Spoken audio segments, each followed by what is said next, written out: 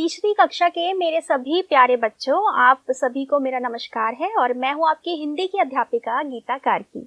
और आज हम क्या पढ़ने वाले हैं उससे पहले आप सभी से मेरी यही उम्मीद है कि आप बहुत अच्छे से मेरे साथ पढ़ेंगे और वो समझने की कोशिश करेंगे जो भी आज मैं आपको पढ़ाऊंगी।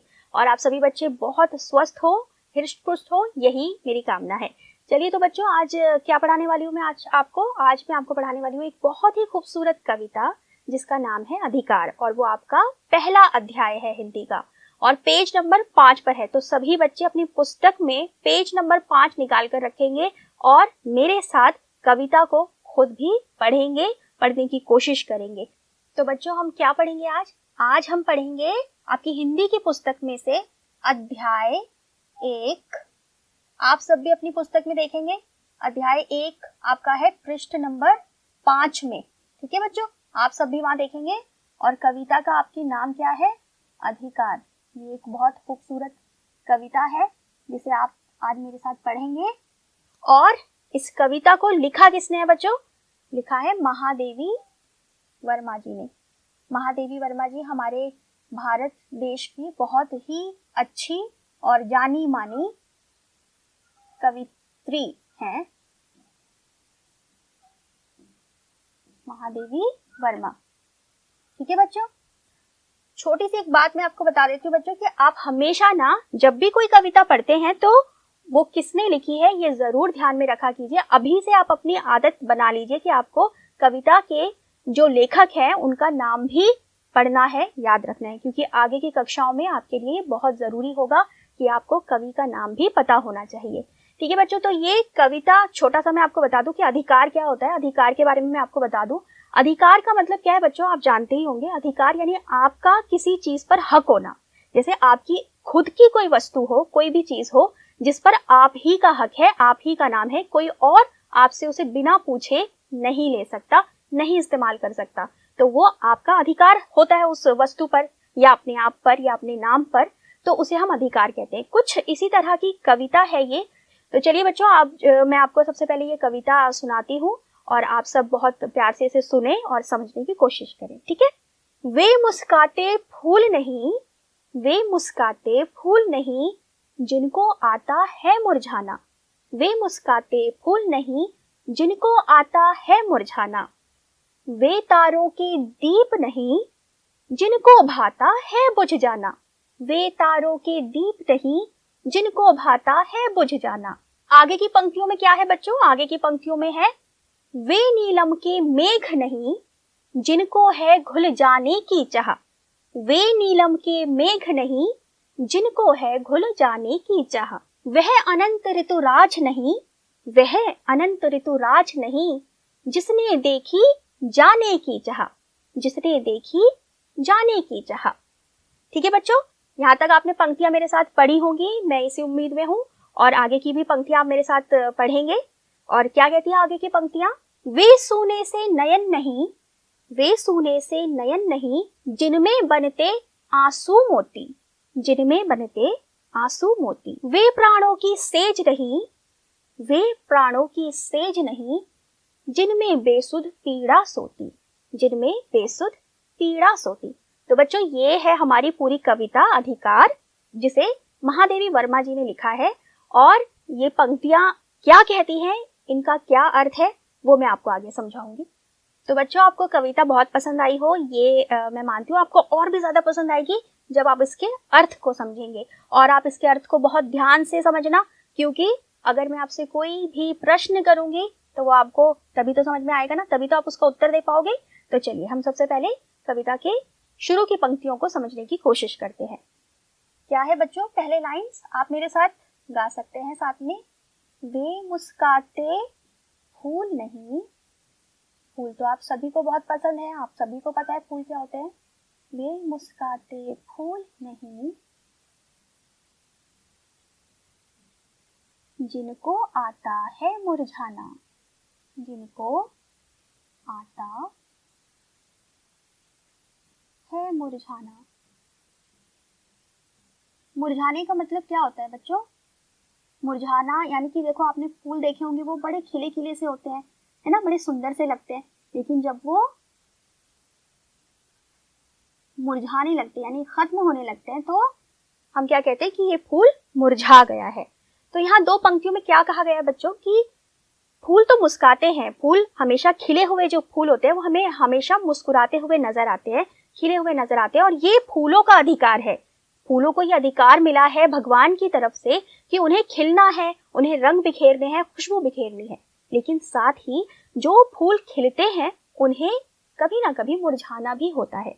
तो उन्हें ये पता होना चाहिए, उन फूलों को इस अधिकार को भी मानना चाहिए कि एक बार खिलने के बाद वो आगे जाके मुरझाएंगे भी, यानी अपने खिलने के साथ साथ उन्हें अपने मुरझाने का अधिकार भी समझ आना चाहिए और ग्रहण करना चाहिए। ठीक है बच्चों, तो आगे क्या है पंक्तियां, आगे की पंक्तियां मैं आपको समझा देती हूँ। तो बच्चों आगे की पंक्तियां क्या कहती है, वे तारों के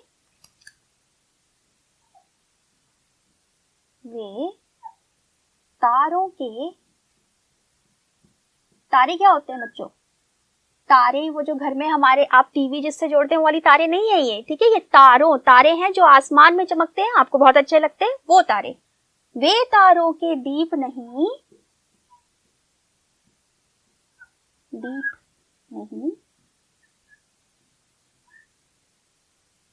जिनको भाता है बुझ जाना, जिनको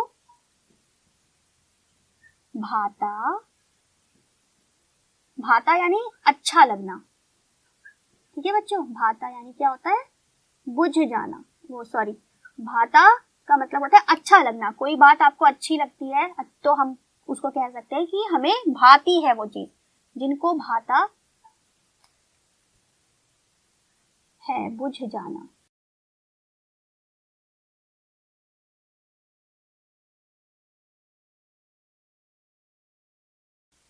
तो बच्चों ये जो दो पंक्तियां ये क्या कहती हैं, ये भी उसी तरीके से कही गई हैं जैसे फूलों के बारे में कहा गया कि तारे जो हैं आसमान में, जो तारे चमकते हैं रात के वक्त, आपने कई बार देखा होगा, कई बार उनके बारे में बात की होगी अपने मम्मी पापा से, तो वो तारे कितने सुंदर लगते हैं ना, और ऐसा लगता है कि आसमान में कहीं कोई दीपक जल रहा है ना। जैसे हम घर में दिवाली पे दीपक जलाते हैं, कुछ ऐसा ही लगता है ना कि आसमान में भी दीपक जले हुए हैं रात के समय, कितना सुंदर लगता है। तो ये उन तारों के बारे में बात हो रही है। और तारे क्या है, वो अपनी चमक की वजह से ही पहचाने जाते हैं। लेकिन क्या होता है जब सुबह होती है, वो सारे तारे ऐसा लगता है जैसे बुझ गए, है ना, चले गए कहीं और। तो उन तारों का ये अधिकार कि उन्हें दीपक की तरह चमकना है आसमान में, साथ ही उनका क्या अधिकार है कि सुबह होते ही उन्हें चले जाना है, क्योंकि सुबह का वक्त तो सुबह के लिए है, सवेरे के लिए है, रोशनी के लिए है, तो सूरज के लिए है। तो तारे वही असली तारे कहलाएंगे जो दीपक की तरह चमकना तो जानते हैं और साथ ही जानते हैं कि वो सुबह होते ही अपनी दूसरी जगह चले जाए। ठीक है, तो बच्चों आपको क्या समझ में आया, यहाँ अधिकार के बारे में बात हुई है कि आपको जो भी अधिकार है उस अधिकार के साथ साथ कोई अन्य अधिकार जुड़ा है तो वो भी आपको हमेशा ग्रहण करना है। अच्छा प्यारे बच्चों, आपको ये पंक्तियां समझ आ गई होंगी, यही उम्मीद है मेरी। अगर नहीं समझ आई है तो आप मुझसे पूछ सकते हैं और आप खुद इसे पढ़िए। अगर आप इसे पढ़ेंगे तो आपको जरूर समझ में आएगी, आप ध्यान से पढ़िए बस। अब हम आगे की पंक्तियों के बारे में भी जानेंगे, मैं आगे की पंक्तियों का अर्थ आपको बताऊंगी। तो बच्चों हमने इस कविता अधिकार के कुछ पंक्तियों के बारे में समझा, जाना। अब हम आगे की पंक्तियों के बारे में भी समझते हैं। ठीक है बच्चों, आगे की पंक्तियां क्या कहती है, कहते हैं वे नीलम के मेघ नहीं, वे नीलम के मेघ नहीं, मेघ नहीं, जिनको है घुल जाने की चाह, जिनको है घुल जाने की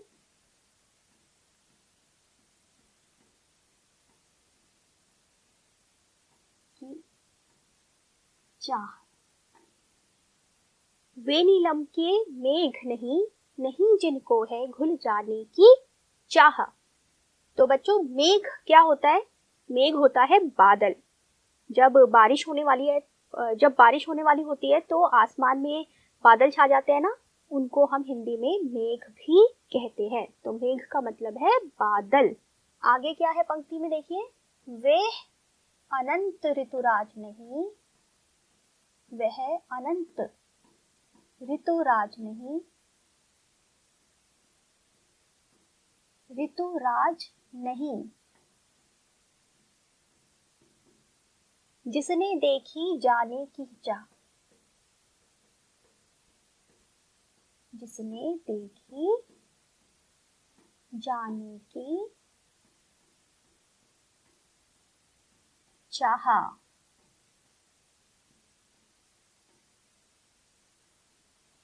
ठीक है बच्चों, तो अनंत का मतलब क्या होता है बच्चों? जिसका कोई अंत ना हो, मतलब जो खत्म ना हो, कभी निरंतर चलता रहे, उसको हम अनंत कहते हैं। ठीक है, और ऋतुराज क्या होता है बच्चों?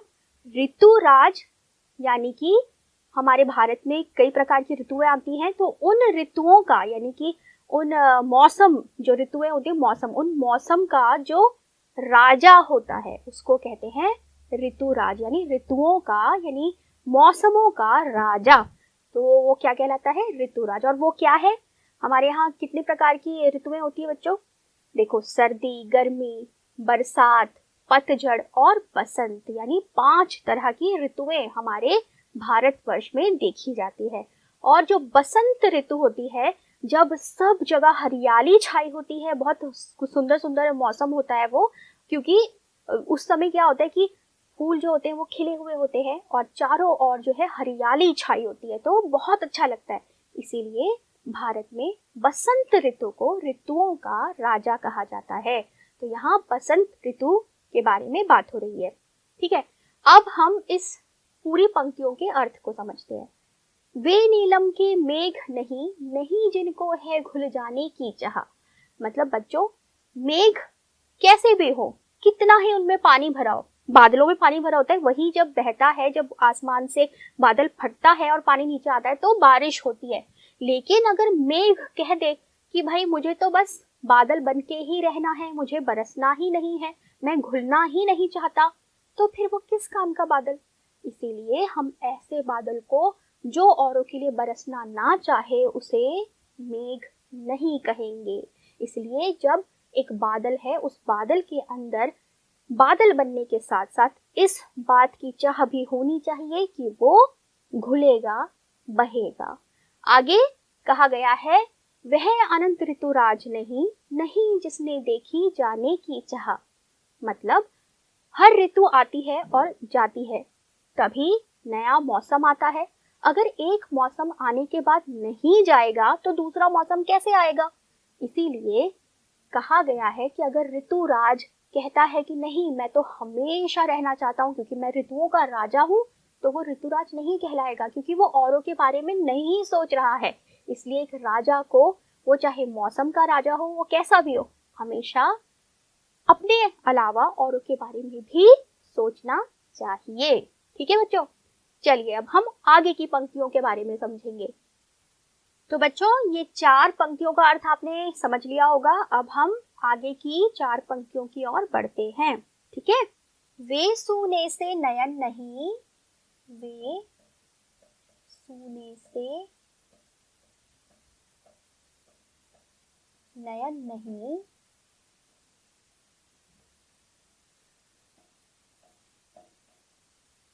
वे सूने से नयन नहीं, जिनमें बनते बनते आंसू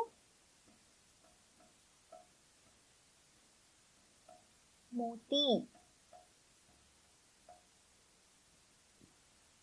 ठीक है बच्चों, वे सूने से नयन नहीं, जिनमें बनते आंसू मोती। वे प्राणों की सेज नहीं, आगे देखिएगा बच्चों, वे प्राणों की सेज नहीं,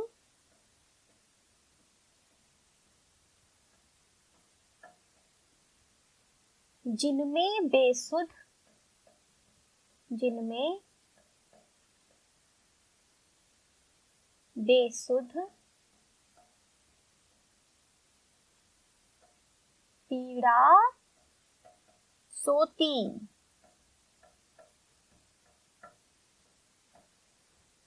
ठीक है बच्चों, वे प्राणों की सेज नहीं, जिनमें बेसुध पीड़ा सुखती। ठीक है, तो अब क्या कहा गया है इन पंक्तियों में कि हमारे नयन, नयन क्या होता है बच्चों? नयन होता है हमारा जो शरीर है उसका एक हिस्सा, हमारी आंखें। बहुत से बच्चों को पता होगा कि हमारे आंखों को और भी कई तरीके से पुकारा जाता है, आंख। ठीक है बच्चों, तो मैंने आपको क्या बताया कि नयन का क्या अर्थ होता है? नयन यानी कि हमारे नेत्र, यानी कि हमारी आंखें। ठीक है, तो यहाँ कविता में इन पंक्तियों में क्या कहा गया है? यहाँ कहा गया है कि वे सोने से नयन नहीं, नहीं जिनमें बनते आंसू मोती। ठीक है बच्चों, तो क्या होता है, हम आंखों से सिर्फ देखते नहीं है ना, कभी हमारा मन उदास होता है तो हम क्या करते हैं? रोते हैं। और यहाँ ये जो आंसू और मोती की बात की गई है, ये हमारे वही जो हम रोते हैं और जो पानी बहता है उनके बारे में बात की गई है, आंसुओं के बारे में बात की गई है। और आंसू क्या होते हैं बच्चों? आंसू बहुत कीमती चीज है, अगर सही जगह पर आंसुओं का इस्तेमाल किया जाए तो वो बहुत कीमती होते हैं। इसलिए कई लोग अपनी कविता में कविता को सुंदर बनाने के लिए आंसुओं को मोती रूपी भी कहते हैं, मोती जैसा भी कहते हैं। तो यहाँ ये बोला गया है कविता में कि अगर आपके आंखों से आंसू नहीं आते हैं, ठीक है, तो आपकी आंखें काम की नहीं है, क्योंकि आंखों का काम सिर्फ देखने का नहीं है बच्चों। आंखें जो है और भी जो काम करती है उन्हें वो भी करना पड़ेगा। अगर कहीं पर आपको लगता है कोई पीड़ा आपको सताती है, किसी का दुख आपको दिखता है, तो अगर आपकी आंखों से आंसू ना बहे तो आपकी आंखें कहलाई नहीं जाएंगी। तो इस कविता में अधिकार में यही बताया गया बच्चों कि आपको अगर किसी अच्छी चीज की चाह है तो उसका उल्टा जो होता है वो भी, उसके लिए भी आपको हमेशा तैयार रहना चाहिए। आगे की पंक्तियों की ओर जाते हैं तो क्या कहा गया बच्चों आगे की पंक्तियों में? वे प्राणों की सेज नहीं, वे प्राणों की सेज नहीं, नहीं जिनमें बेसुध पीड़ा सोती। तो बच्चों प्राण क्या होते हैं पहले तो आप ये समझिए। प्राण का मतलब होता है हमारी जान, जो हम जो जी रहे हैं, हम जो सही तरीके से खड़े हैं, यानी कि हमारे अंदर जान है, तो जान को हम प्राण भी कहते हैं। तो कहा गया है यहाँ पर कि अगर आपकी जिंदगी में बेसुध पीड़ा सोती, यानी कि किसी की पीड़ा देखकर, किसी का दर्द देखकर, किसी का दुख देखकर आपको कोई फर्क नहीं पड़ता, आप सो रहे हैं, ऐसा आप जो है बिहेव कर रहे हैं, ऐसा दिखा रहे हैं आप कि आपको कोई फर्क नहीं पड़ रहा, किसी का दुख देखकर, कोई परेशानी में है उसे देखकर आपको कुछ फर्क नहीं पड़ रहा, कुछ पता ही नहीं चल रहा आपको, बस वो जैसे एक नॉर्मल लग रहा है कि आप ठीक है भाई, किसी और का दुख है जाने दो, तो आप जी रहे हैं, लेकिन आप सही तरीके से जी रहे हैं, ऐसे इंसान नहीं कहलाएंगे। ठीक है, यानी कि एक इंसान को दूसरे इंसान के दर्द को, दुख को, परेशानी को समझना चाहिए, तभी वो सही मायने में जीता हुआ इंसान कहलाएगा। ठीक है बच्चों, तो उम्मीद है आपने मेरे साथ ये सारी पंक्तियां पढ़ी भी हैं और समझी भी हैं।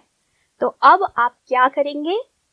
अब आप इन पंक्तियों को खुद से घर पर पढ़ेंगे और खुद से समझने की कोशिश भी करेंगे, और अगर आपको नहीं समझ आ रहा होगा कुछ तो वो मैं आपको दोबारा जरूर समझाऊंगी, लेकिन आप पहले खुद भी प्रयास करेंगे, खुद भी कोशिश करेंगे, क्योंकि जब तक आप खुद किसी चीज को समझना नहीं चाहेंगे तो वो आपको समझ नहीं आएगी। ठीक है बच्चों, तो अब मैं आपको क्या देने वाली हूँ? आपको गृह कार्य देने वाली हूँ। तो अब आप थोड़ा काम भी करेंगे बच्चों, सिर्फ सुनेंगे नहीं ना मुझे मुझे कैसे पता चलेगा कि आपने कुछ किया या नहीं किया जब तक आप अपनी कॉपीज में कुछ काम नहीं करके दिखाएंगे। तो आपने क्या करना है, देखिए बच्चों, आपको मैंने खुद भी बहुत सारे जो है यहाँ पर नए शब्द जो हैं आपके लिए, उनके अर्थ बताए इस कविता की पंक्तियों में से। आप अपनी बुक में देखिए, नीचे पुस्तक में सबसे नीचे देखिए, शब्द अर्थ दिए गए हैं। ठीक है, देखा आप सबने? Very good. तो नीचे शब्दों के साथ उनके अर्थ भी दिए गए हैं, वो आप अपनी जो है हिंदी की कॉपी में अध्याय 1 अधिकार लिखकर, और कविता को किसने लिखा है उनका भी आप नाम लिखेंगे, महादेवी वर्मा जी। वो आप लिखने के बाद नीचे उन शब्दों को लिखकर उनके अर्थ लिखेंगे, और यहाँ पंक्तियों में जितने भी और शब्द मैंने आपको बताए, उनके अर्थ बताए, वो भी आप उस पे लिखेंगे, ताकि कभी भी आपको समझ ना आ रहा हो, आपने कॉपी खोली और उस अर्थ को समझ लिया। ठीक है बच्चों, ये आप करिए। ठीक है बच्चों, तो मैंने आपको क्या कहा, क्या बताया मैंने आपको कि आपने क्या करना है। अपनी अपनी कॉपीज में, हिंदी की कॉपीज में आपको पाठ का नाम लिखकर उसके बाद जो नीचे शब्द अर्थ आपकी किताब के पेज नंबर 5 पर नीचे सबसे नीचे दिए गए हैं वो शब्द लिखने हैं, उनका अर्थ लिखना है। और जो मैंने आपको नए शब्द बताए जो यहाँ नहीं है, और जो मैंने आपको नए शब्द बताए और यहाँ नहीं है इस पुस्तक के पृष्ठ में, वो भी आपको लिखने हैं। ठीक है, और आपने ये बिल्कुल काम जरूर करना है बच्चों, क्योंकि आप बहुत अच्छे बच्चे हो। जब तक आप नहीं लिखोगे, नए बातों को नहीं समझोगे, आप साथ में बोल के लिखोगे तो आपको बहुत आसानी रहेगी उन बातों को समझने में भी और याद करने में भी।